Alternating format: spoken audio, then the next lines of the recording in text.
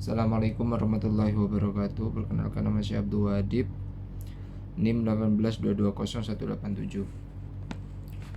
Yang pertama yang akan saya jawab mengenai soal UTS, yaitu nomor 6. Apakah CV itu? CV yaitu adalah badan usaha yang mempersekutukan yang memiliki persekutuan modal dari lebih dari 2 orang. Lalu tentang pertanggungjawabannya dibagi menjadi 2, yaitu sekutu aktif dan sekutu pasif. Yang aktif, sekutu aktif ini sebagai penjalannya roda perusahaan atau CV tersebut.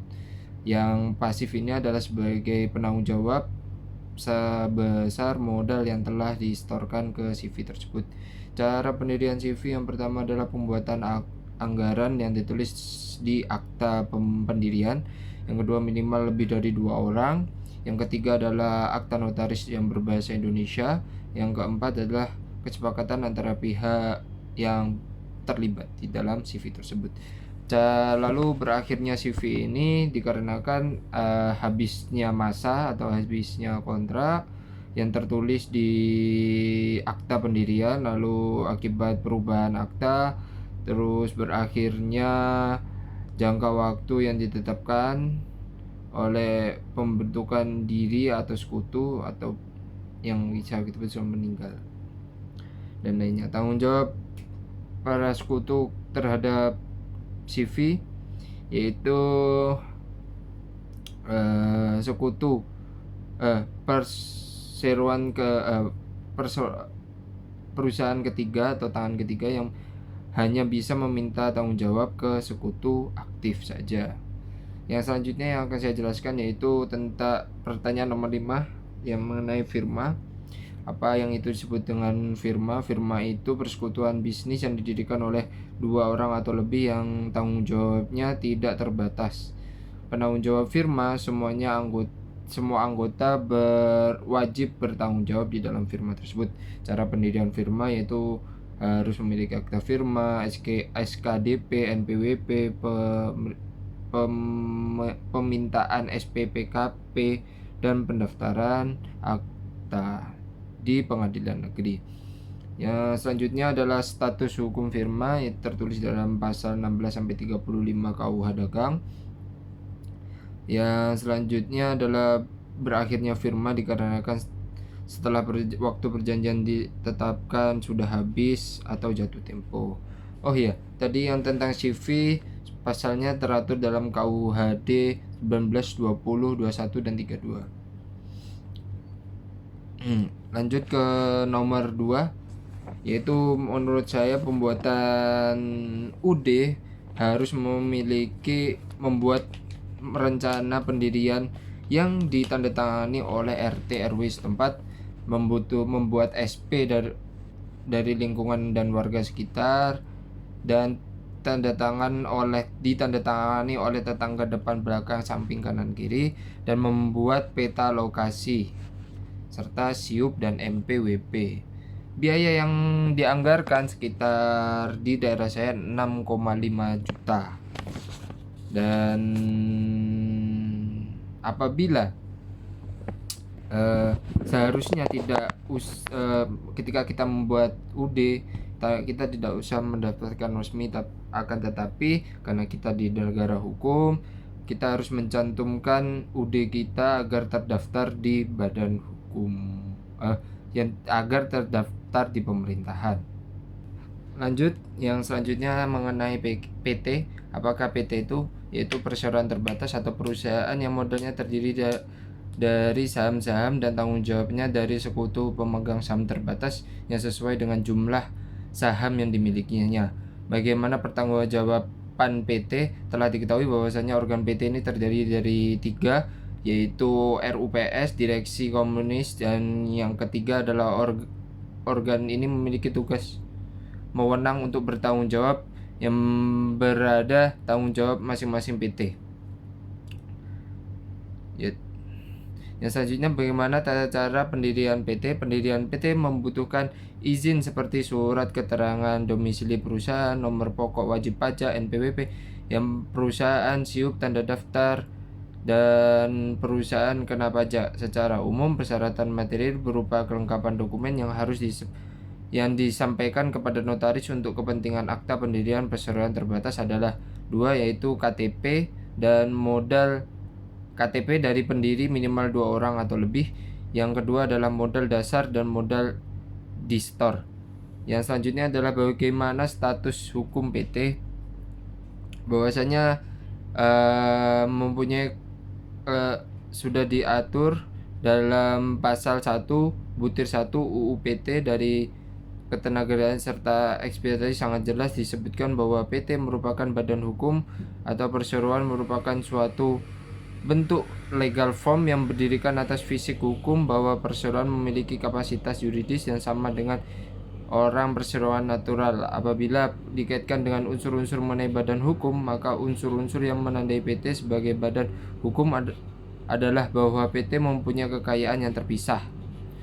Pasal 24 ayat 1 UPT mempunyai kepentingan sendiri. Pasal 82 UPT mempunyai tujuan tertentu. Pasal 12 huruf B UPT dan mempunyai organisasi teratur. Pasal 1 butir 2 UPT. Sejak PT bersatu sebagai badan hukum, maka hukum memperlakukan PT sebagai pribadi mandiri yang dapat bertanggung jawab sendiri atas perbuatan PT. Status badan hukum PT akan tetap berbeda hukum sampai yuridis berakhir. Bagaimana berakhirnya PT? Berdasarkan Undang-Undang Nomor 40 Tahun 2007 tentang perseroan terbatas, yaitu berdasarkan keputusan rapat pemegang saham atau RWPS. Karena jangka waktu berdirinya perseroan yang ditetapkan anggaran dasar itu sudah berakhir berdasarkan penetapan pengadilan dengan dicabutnya kapasitas berdasarkan putusan pengadilan niaga yang telah mempunyai kekuatan hukum tetap. Yang kelima adalah karena harta pailit perseroan yang telah dinyatakan pailit berada dalam keadaan insolensif sebagaimana yang diatur dalam Undang-Undang tentang kepentingan dan pemenuhan kewajiban pembayaran utang. Yang keenam, karena dicabutnya izin usaha perseroan.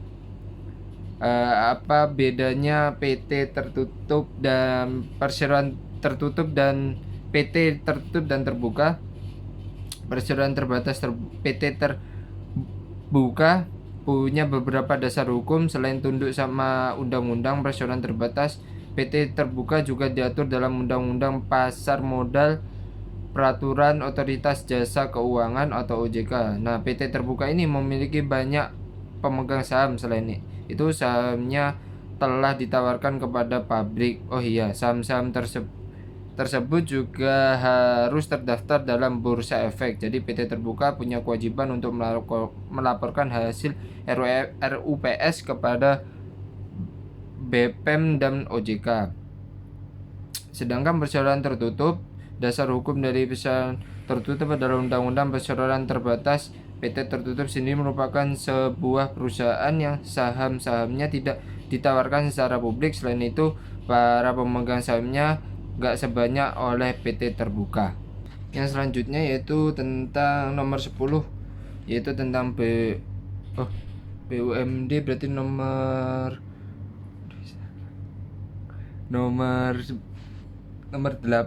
11, yaitu apakah BUMD adalah badan usaha milik daerah, merupakan badan usaha yang dikelola dan dibina dan diawasi oleh pemerintah daerah. Yang selanjutnya adalah pertanggungjawaban. Berdasarkan kategori sasarannya secara detail, BUMD dibedakan menjadi dua, yaitu sebagai perusahaan daerah untuk melayani kepentingan umum yang bergerak di bidang jasa atau bidang usaha. Tetapi jelas dari kedua sasaran tersebut, tujuan pendirian BUMD adalah untuk meningkatkan pendapatan asli daerah atau PAD. Tata cara pendiriannya yaitu menurut pasal 177 Undang-Undang 32 tahun 2004 tentang pemerintahan daerah menyatakan pemerintahan daerah dapat memiliki BUMD yang membentuk penggabungan pelepasan dan kepemilikan atau pembubaran yang ditetapkan Perda yang berpedoman pada peraturan perundang-undangan nomor 32 tahun 2004, tidak menggunakan nomenklatur pendirian tetapi pembentukan dan memang lebih tepat dengan pembentukan, serta Pasal 75 PP 58 tahun 2005 tentang pengelolaan keuangan daerah menyatakan pernyataan modal pemerintah daerah dapat dilaksanakan apabila jumlah yang akan disediakan dalam tahun anggaran berkenaan telah ditetapkan dalam peraturan daerah tentang penyerahan modal daerah berkenaan PP nomor 58 tahun 2005 tidak menjelaskan bagaimana pendirian atau pembentukan BUMD.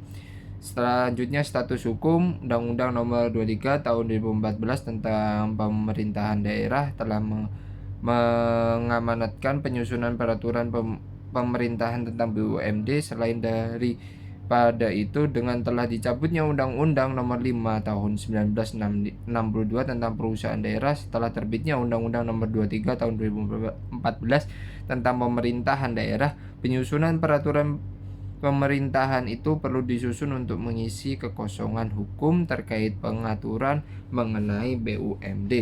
Lalu, siapakah pemegang kekuasaan tertinggi BUMD dan kepala daerah bupati? Sekian dari saya. Wassalamualaikum warahmatullahi wabarakatuh.